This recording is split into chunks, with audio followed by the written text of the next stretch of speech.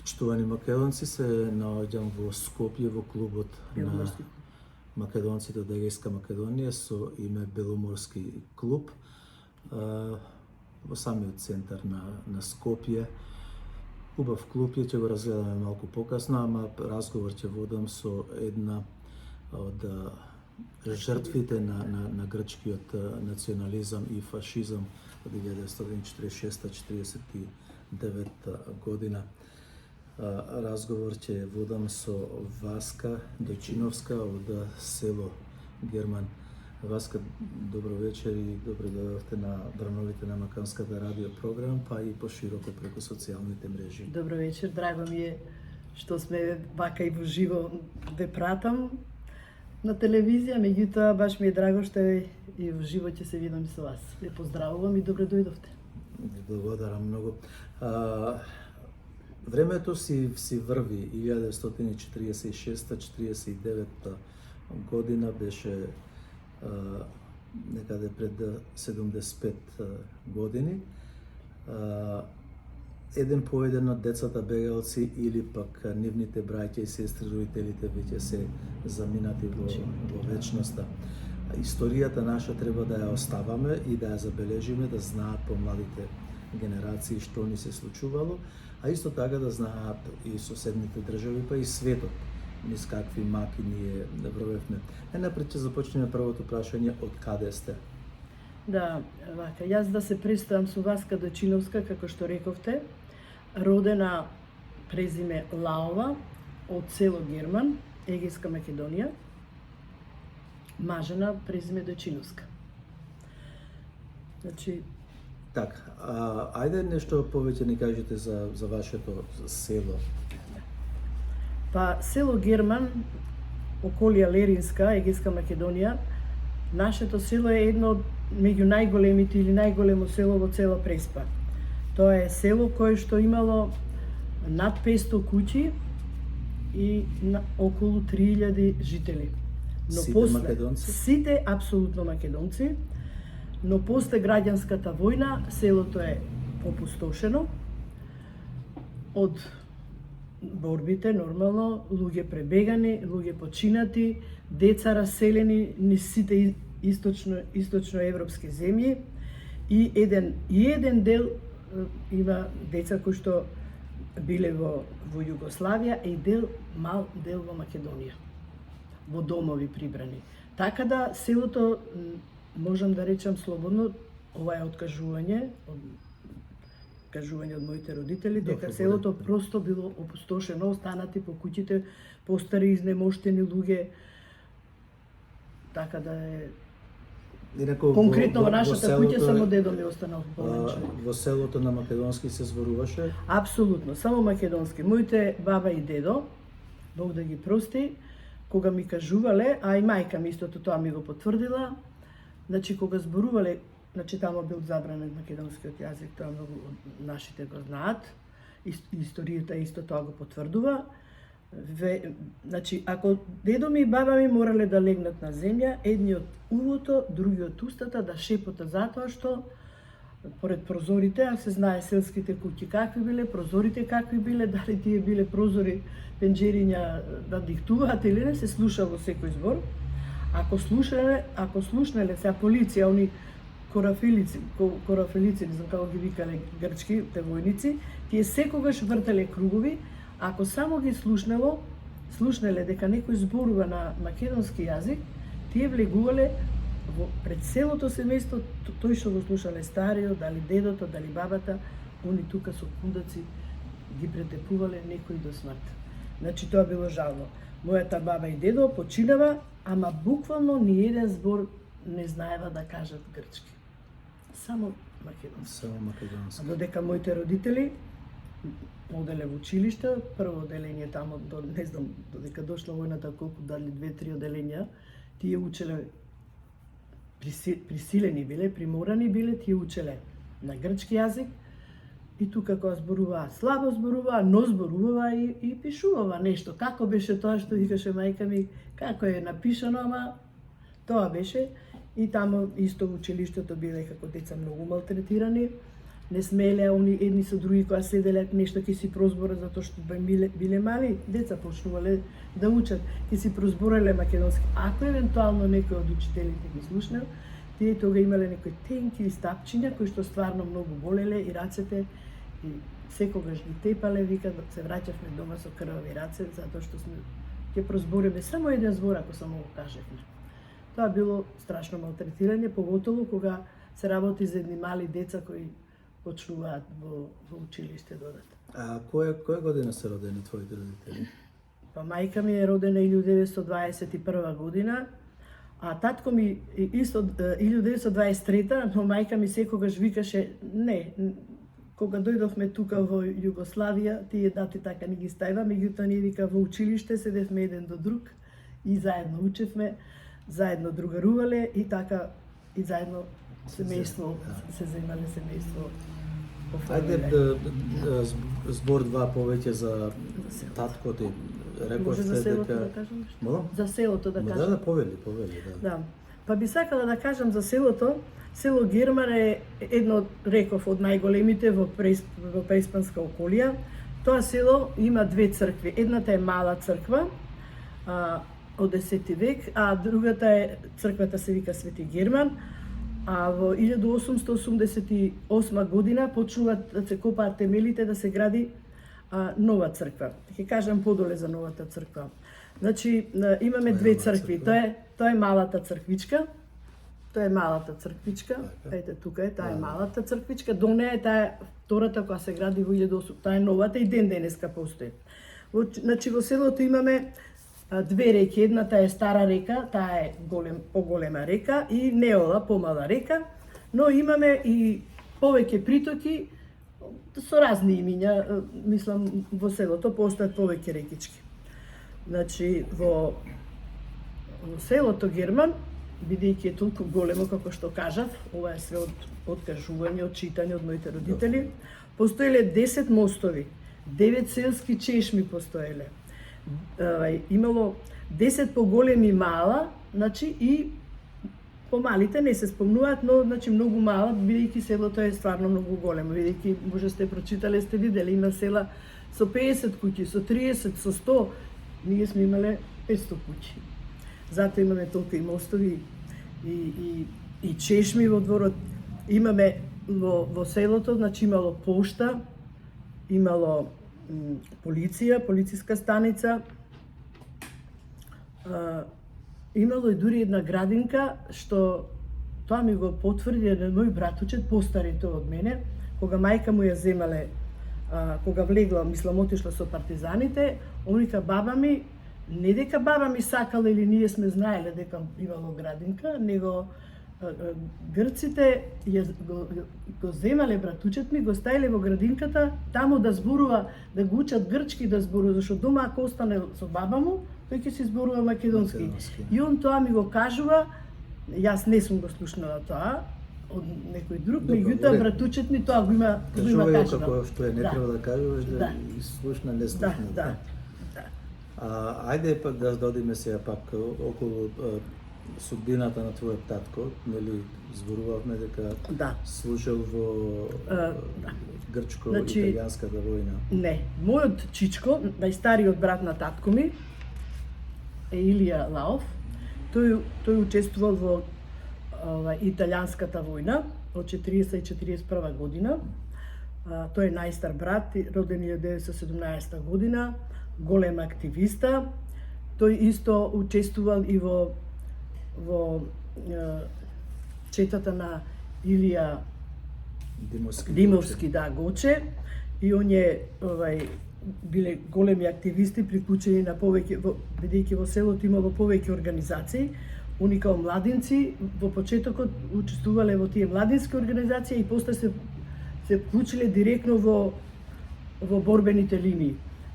Мојот чичко, значи, учествува и во таа бригада на Илија Димовски Гоче. Тој е префрлен како што е формирана бригадата, првата бригада формирана што е во Битола, кај што е сега пожарната. Пожарната. Да. И тие се нормално приклучени со некоја друга група, се деталите точно не знам од Да, да, видело, беа три од НОБ, батальони, да, три имаше и батальони, да. Од Егејска Македонија имаше и од да, и од Република Македонија имаше, и тие беа во Западна Македонија во ослободување на градови повеќе и ги бркава балистите. Мојот чичко, да, и мојот чичко со таа бригата кога ја завршиле таа задача, он е префрлен назад во село Герман и 1948 година во август месец, на 10 август, погина на бела вода во село Герман. А во селото погина? Во селото погина, да, во бела вода. А како се знае, како беше убиен? Не знам детали од монархофашистите. Значи тие го убија. Тие губиле, значи и чичко ми оставил стрина ми, и стрина ми била бремена, 2 сина, и стрина ми била бремена во трето дете.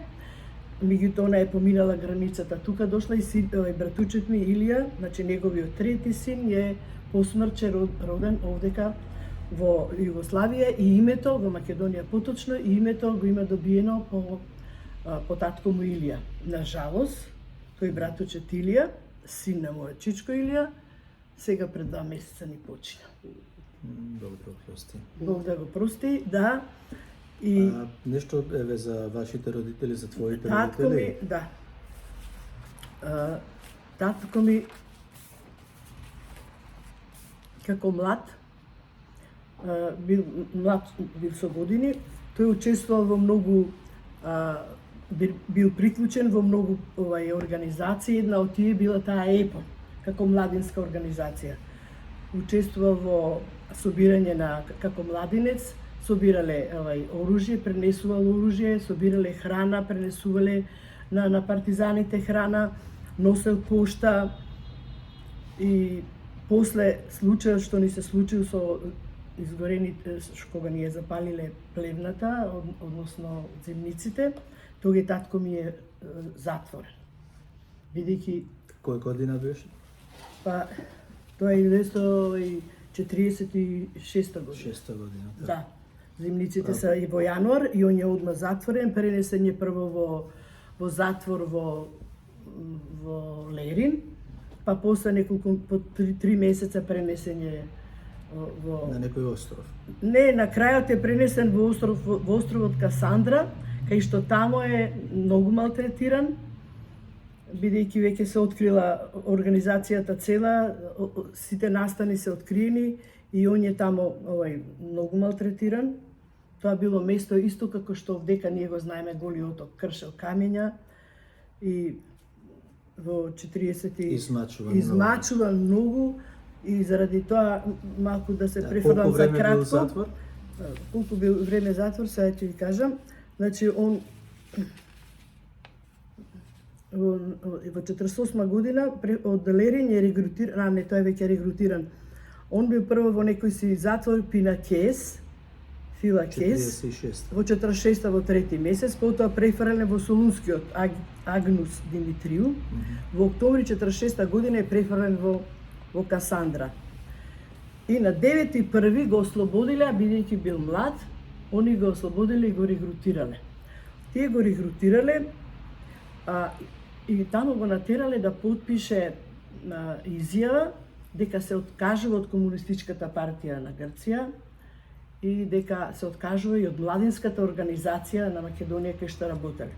Татко ми дал отпор и рекол нема да се потпишам, бидејќи јас сум се борел за овие права и такво нешто нема да направам. Па тога веќе го префрлиле во логор. Логорот се викал Макронисо, Макронисо, да. И тамо бил страшно и малтретиран и све, но на 10.1.1950 година добиле некое помилување и он е помилуван и ослободен. Така да во јануар месец 50 година отишол во село во Герман. Тамо бил само татко му, болен дедо ми бил, и се го прашал, куќата е празна, само стока внатре и он, и стариот дедо ми. и дедо ми почнал да му ги раскажува лошите приказни, а најстрашно му паднало прво на татко ми му било најтешко тоа што разбрал дека мајка ми и јас, ние сме пребегани, а каде сме пребегани, дедо ми рекол, ништо не знам да ти кажам, знам, покажал зашто ние сме на граница со Југославија тука према Љубојно и покажал че ете на тој синор знам дека тамо треба да пребегат, каде отидува во Југославија, друго ништо не знам да ти кажам, а морам да ти кажам и што се случуваше со твоите двајца браќа помали, а тоа се моите два сина. Значи тоа е чичко ми Васил на 16 години и чичко ми Вангел на 17 години Лав. Тие биле заробени затоа што после откривањето на групата која што им помагала, таа била од Битола, подпомогнала од Фотев и фамилијата, познати од Богоја Фотев, после што станал првиот. Богоја Фотев, Да. јас го знам лично. Еве една убава прилика да кажам и јас. Да. Богоја јас го запознав 72-3 година Во Битола, во Бистрица. Бистрица. Во Бистрица беше. Да. И него му беше забрането да се движи, само имаше право да оди во паркот пред нивната куќа. Да. Че Богоја Фотев беше првиот министер Така за за земјоделие. земјоделие Да, во Македонија. Во Македонија после ослободувањето. Да, учесник во АСНО исто така така, и- голем човек, голем меѓутоа човек. заврши и како што заврши. Како што заврши, знаеме историјата негова, значи тој е чичко на татко ми, тоа е фамилија и тие се тие што со некој одред кој што префрлен преку граница и во село Герман кај нас доаѓале. Меѓутоа, тие и помагале и тие биле тие што таа група што требало да ги фатат монархофашистите, што не успеале и затоа ни ги запалиле земниците и затоа се ова се Да случило. објасниме малку за децата може? за земниците, Добро. како било. Да. Зимница знаеме. добро Зимница што е, се да, става. тоа е местото кај што зимно време стоката ни зимувала, посебно овците тамо ни зимувале. Татко ми многу често одел тамо, како помлад човек, тој одел, сите работи ги знаел, па како помлад тој одел и помагал тамо. И учествувал во тоа нивно пренесување и криење на тие борци. Меѓутоа биле како секогаш и секаде, тие биле откриени и потера по нив, но за среќа, татко ми како што кажуваше, тамо имало специјални некои како скривница, нешто покриено, кај што не можеле да го најдат и од тука фактички пребегале главните организатори. Тие пребегале, бидејќи не ги фатиле главните организатори, затоа не ги запалиле земниците и затоа почнала оваа голема голгота на цела фамилија наша, за случајот што дали го спомнав или не, односно за чичковците, тие двајцата мали, тие кога ги фатили двајцата, тие биле мали, едни од 16 години, други од 17, деца, младинци, ги стаиле во реката, Црна река, едни од погоре, други од бил подоле, толку многу ги тепале, ги мавале со железа, со метални овие шипки, да, тие крвареле, но ги стаиле нарочно во водата да им ги мие раните, кога и знаете со што се служеле. Ќе оделе кај едниот чичко, значи кај чичко ми Вангел и ќе му речат: мораш да признаеш, да кажеш кој ги криеше, кој ги ослободи, како тие се ослободива, затоа што брат ти доле нас сега ни кажа кој. Сега кажи и ти па да те ослободиме. Тога едниот од браќата викал: брат ми кажал, знаел и ви кажал, јас не знам. Па после оделе кај другиот брат, кај другиот чичко мој, истото го повторувале: кажи брат ти кажа, сега кажи ти, ви ослободуваме и двајцата, истите зборови ги добивале. Кажа брат ми затоа што знаел, јас не знам. Така ги мачеле, виделе дека децата не знаат ништо, ги ослободеле и како што сум слушала, во кожи, јас не знам како одело тоа, во кожи ги забиткувале тие рани едвај децата да успеат да ги заздрават. Тие двајца се повозрасни, значи во групата од повозрасни деца, нели таму се собирале, имало соберен центар во село Герман, они се заминати двајцата во Белград. И така, едниот во Белград останал и таму заврши, почина, семејство имаше, и има ден денеска двајца братуче да имам таму со своји семејства, А другиот, Вангел, постариот, се вратил во Скопје, од Скопје во Австралија, од Австралија починат е тука и гробот му е тука во Скопје и стрина ми сега еве баш деновиве и она замина. Стрина ми цена, она не е од Егејска Македонија, меѓутоа Лаовска. Епа сега да ви кажам за презимето Лаовска. Ние во Скопје кога дојдовме, ние Лаови сме. Овие двајца браќа, чичковците мои, Вангел и Васил, во Србија, кажале презиме Лаов, они рекле па вие бугари ли сте? Они рекле не. Епа на Оф е само бугари. Значи вие сте лаовски. Затоа тие се лаовски, двајцата, Вангел и Васил, а ние сме во Скопје лаови. А за мајка ти да кажеш и како заминавте, побегнавте? Да, значи мајка ми е била младинка и била во организацијата, младинска организација на ЕПОН, таа што се викала, тука и татко ми бил во таа организација. Она собирала оружје, пренесувала лекови, све што ќе се даде, значи, таа од 41 година била уклучена мајка ми како младинка.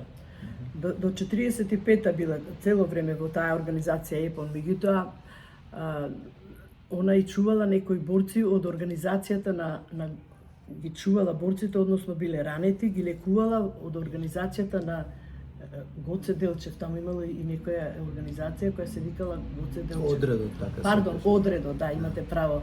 Одредот на Гоце Делчев и она тие ги чувала, пренесувала ноќно време, пренесувала илегална пошта. Значи, преку ден месела фурни левови, навечер, кога било ептен, после 2 сата од ноќе од глува доба што викаше она, пренесувала некои илегални депеши, некои потреби, да, писма, па плетела чорапи. Меѓутоа, мачен живот водела. Но од после случајот, кога се случило ова со земниците, сега баба ми Стамена. Од вас колку деца имаше тогаш мајката и татко? Само јас. Татко ми е во затвор, го нема, не се имат видено они со години. Она е сама останата дома со дедо, односно свекор нејзин болен, стара една баба, мајка тоа на свекорот, моја баба, и една тетка Анастасија, таа сега е во Австралија, мислам таа е над 90 години жената, и јас.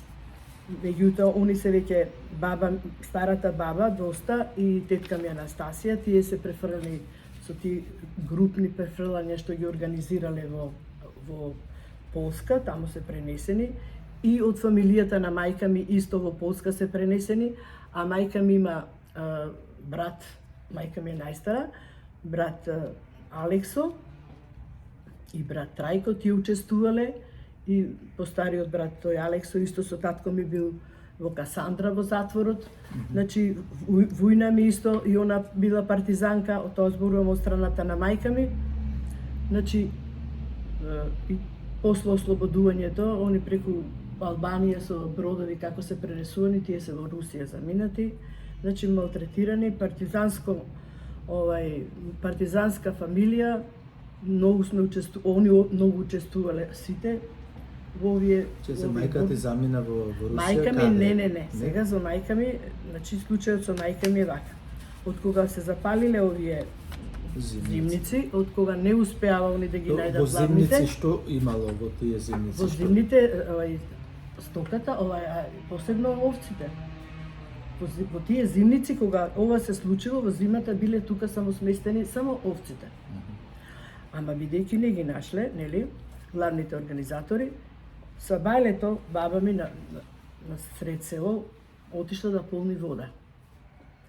И некоја жена и се приближила и рекла, ми шипнала новото. Баба ми одма ги фрлила стомните и истрчала право кај мајка ми и аберот бил ваков. Утре са бајле, значи 2 жени, мајка ми, невести, 2 невести, мајка ми една друга, за на жалост не го знам името. И таа имала мало детенце, и јас, ќе бидеме стрелани сред село. Бидејќи ништо не успеале, а цела фамилија е вечичко Милија, татко ми е во затвор и пренесувано од затвор во затвор, тоа било нешто страшно. И треба да не стрелат. Тебе и мајка ти. Те, мене и мајка ми и другата жена. И другата жена, така? Баба ми отишла прво кај мајка ми, потишла кај другата мајка и кажала и се договориле.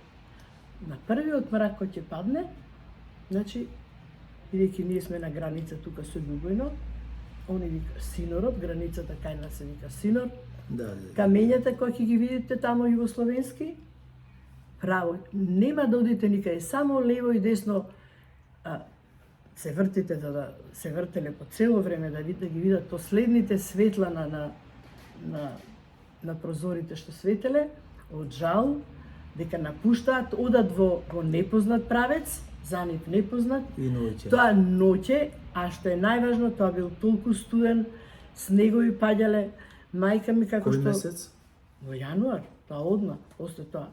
Во јануар месец со тие волнени ќебиња како што сум била, се само за мојот случај ќе зборам, како што сум била завиткана, вика мајка ми како те држам, јас пропаѓам во снегот, ќебето е волнено, се полни со вода, јас не можам да трчам, не можам во снегот, морам да го те одвиткувам, го фрлам, ми тежи, одам понатаму, значи цело време ги вади ќебенцата, ги фрла и кога стасале на граница, односно горе на границата, кај што ги виделе тие камења, како што им кажале мајките, таму вика не чекај ни партизани, зашто во нашиот дел овде беше Југославија ослободена, али кај нас беше беше партизанско време, војната, и мајка ми го употребуваше тој збор, партизаните вика одма не земава, имало некое сослушување, но одма во Барилово ги пренеле во прифатен центар.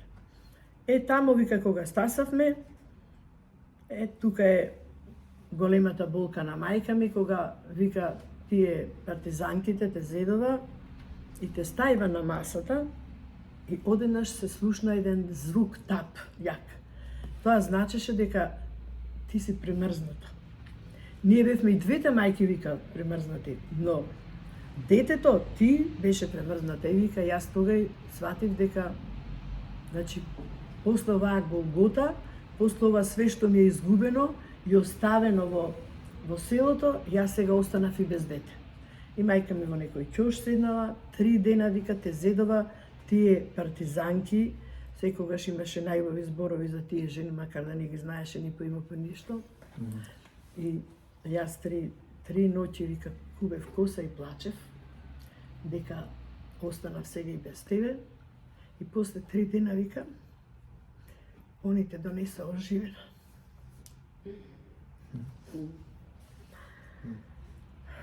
После не префрлива од Барилово во Скопје, во Матка.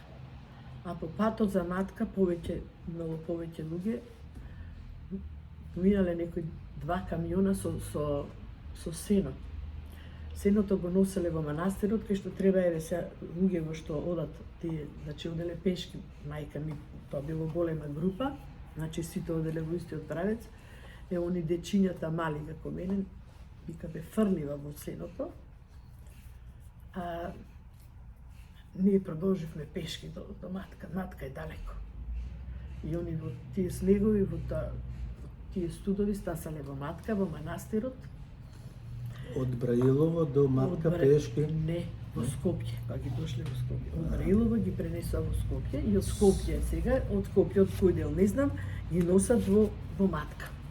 Во Матка таму има младинци, тие па после што се пренесени помладите, значи не овие малите дечиња што ги носели, таму имало младинци, мајка ми готвеле, таму имало жени кои што готвеле, переле и после некое време, а тие деца се пренесени во Бела црква, некои во Словенија, меѓу тие се и тие 2 мои братучеди што ги спомнав од Чичко Милија, едниот во Словенија, другиот во Бела црква.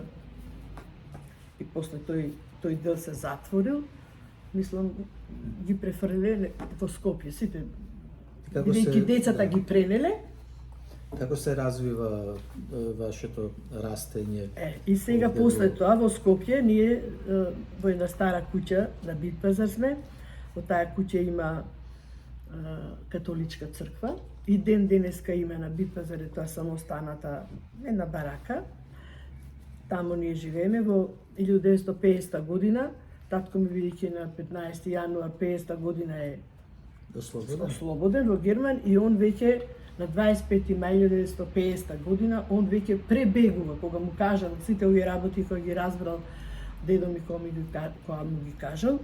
Тој е татко ми и тој пребегал, бидејќи пребегал, не дошол легално во Југославија, па бил многу испрашуван. Нели најнормално зашто дошол, зашто пребегал, кој е човекот, зашто се работи и така. Доста испитување, он така се жалеше доволно. Значи многу имав. Сега не можам да речам дали малтретирање тоа. Не знам, но испитувањата биле големи, кај бил, што бил, како бил. Значи зашто пребегал, тоа било такво некое испитување. И на Битпазар, тогаш се споивме ние 50 година. Најнормално почнав да одам во училиште. Како да ви кажам, не знам. Сега да ми кажете кога прв пат се вративте твоите родители или ти во селото Герман? По село Герман, јас прв пат отидов кога имав 60 години. 60 години, а јас... Која година беше тоа? Па сега сум терам 80 година. Значи пред 20 години? Пред неполни 20 години. И... 2005 некаде. Па така некаде. Значи, моето прво одење, имавме клуб Не заборав, го водеше Ѓорги Доневски, познат прочен, мислам, овие сите постари го знаева кој е тој клуб. Во аеродром, да, во аеродром, тогај се одеше организирано. Отидовме, јас тога организирав, јас лично, бидејќи влегов во клубот, се зачленив, да, во клубот, формирав свое здружение, значи со помош на останати, нели? Јас зборувам затоа што бев председател, а и уште сум, сега сум председател на здружението. И по желба на тога многу луѓе, зборувам, во тој период имаше од старите, од борците, од тие што беа на бојните полиња, таму имаше што да слушнат. Да, јас го затегнав тука на Умпејов. Да, беше... Значи многу имаше, да. И тога ме натерава Ѓорги Доневски, рече и ти ќе организираш, прво ме натера немав представа јас ни за здружение, ни за ништо. Александар Поповски исто така. Како не, сите тие, да, Александар, да, сите, како не, стариот. Што ми почина тоа беше, стварно беше човек кој што имаше што да се слушне од него, али неговата голгота. Сакам да кажам, општо голготата на сите е страшна. Нема што тука некој поминал полесно, некој потешко. Тие што биле вклучени во војната, во тие мигови, тоа било... Тој бил, Александар беше учесник на Бичо и на Грамос. На 17 години. На 17 и дури во книгата прочитав дека тој мислам дека беше или еден од групата што трнале останал жив. Да, еден од сите тие што биле, ги имаше на име починатите. Жената му е во Австралија, во Аделаид и ќерка. Да? Ова е сестра. Сестра, да, затоа, велика да. Сестра му, пардон. Па добро, тој мислам пред 2-3 години, сега почина, скоро е почина. Дали има? Една? Има? 2 години, да, толку 2 години има, како што е починат. Битола. Да, и сега да ви кажам, за одењето. Кога одењето. Значи, кога одевме, јас дори напишав, имав еден текст голем, само на жалост, тога имавме ние и весник излегуваше, ама од 3-4 страни, али детално сум го пишувала, како што се движевме, како што одева селата, се поред запишувам. И сега кога влеговме во село Герман, да ви кажам, не можам да ви опишам. Значи, тоа не било влегувањето на граница? На граница беше нешто страшно. Во тој период ние седевме по 7-8 сати на граница. Одиме зимно време ли, затоа што во зимно време, малку сега ќе се префрвам, во јануар месец одевме во Лерин. Во Лерин има една гробница кај што има 1200 луѓе, односно наши македонци закопани во еден гроб. Не е тоа гроб, во една дупка. Да, и во таа дупка, сега ќе ви го кажам овој момент.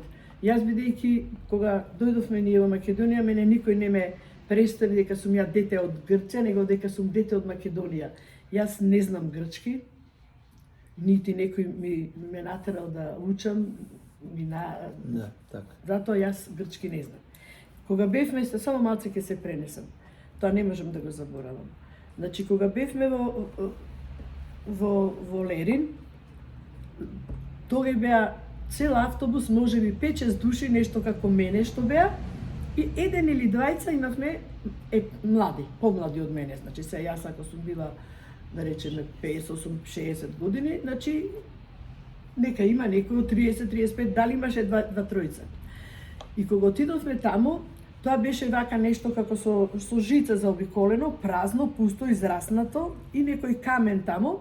Знам дека сите и посебно постарите, не зборам ја бев помлада од тие сите, значи прескокнувавме да дојдеме до камена.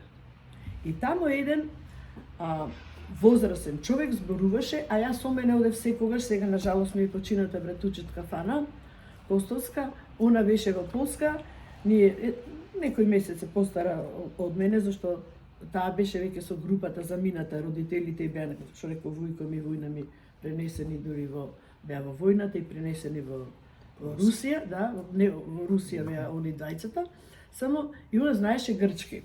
И јас си реков, молим те, он нешто зборуваше со други. И јас ја замолив, сакам да ми кажеш, те молам, слушај што зборуваат.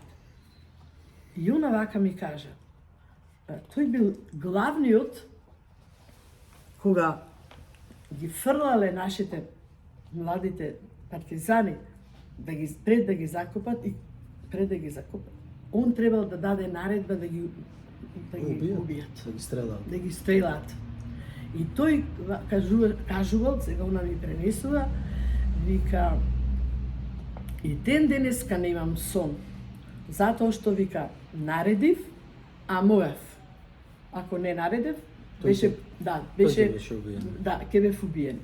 Но ние ги затрупувава, вика, и само се појавуваше некоја рака, некоја нога, тие беа живи, закопани.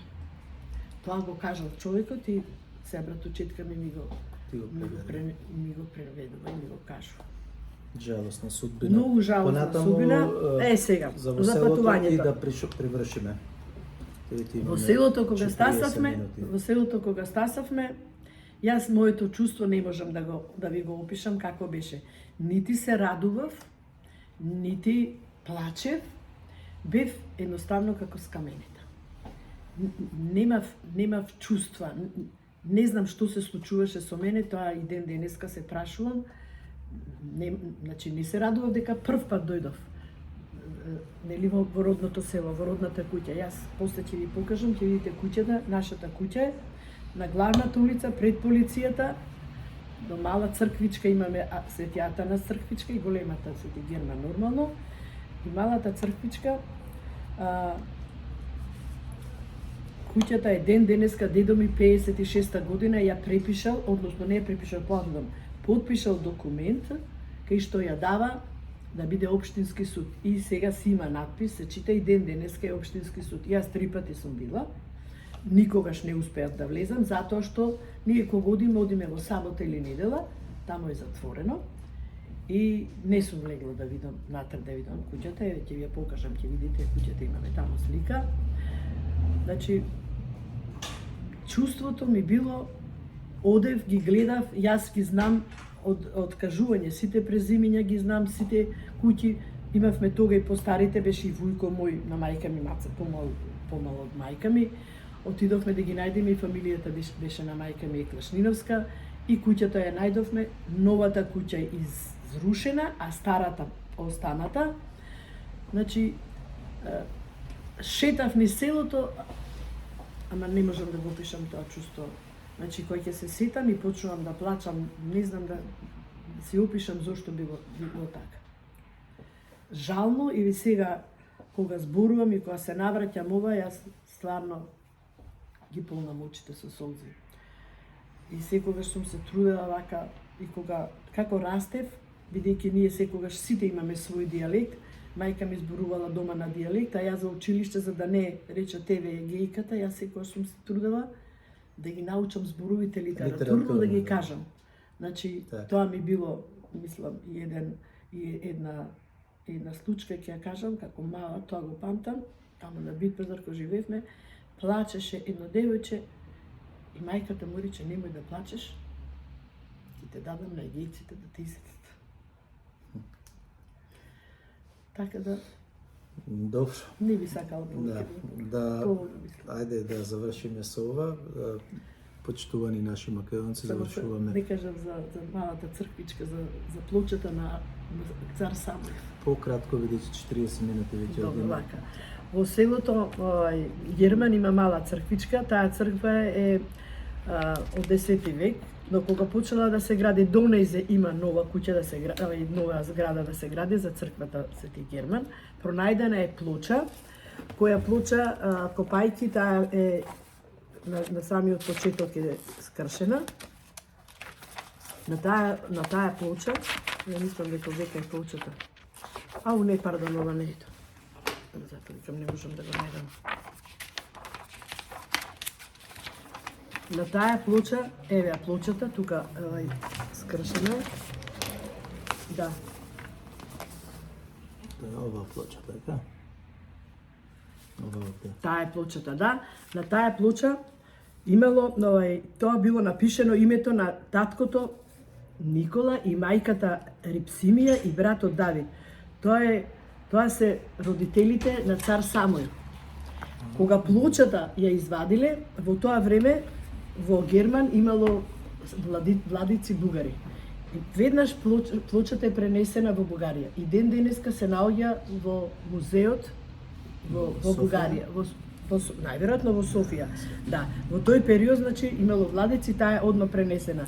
На таа плоча тоа било голема важна населба, значи Герман во тој период, цар Самуил, и било напишено прв словенски кирилски надпис. Плочата е напишана на кирилски надпис. А цар Самуил, неговата престолнина е на неколку километри од Герман, во денешно село Ај, Ахил, Свети Ахил, да, тоа мало полуостровче, и он тука живеел, бидејќи воздухот се тоа му приело, и затоа и родителите ги закопал во таа мала црквичка во село Герман. Веска, благодарам многу за сите овие информации кои ги добивме. Останува нашата историја да си ја чуваме и да се пренесува од генерација на генерација. Судбината била тешка, македонската црна судбина, но сепак треба да ја негуваме, да знаеме. Тој што не се знае историјата, не ја знае ни иднината. Не знае, точно, се слагам. Јас ви благодарам исто и вие на везноста и што ме поканивте, вака еден мал дел да кажам, макар да не многу. Сега ќе ми извините, може би 3 имав, али тој. Благодарам.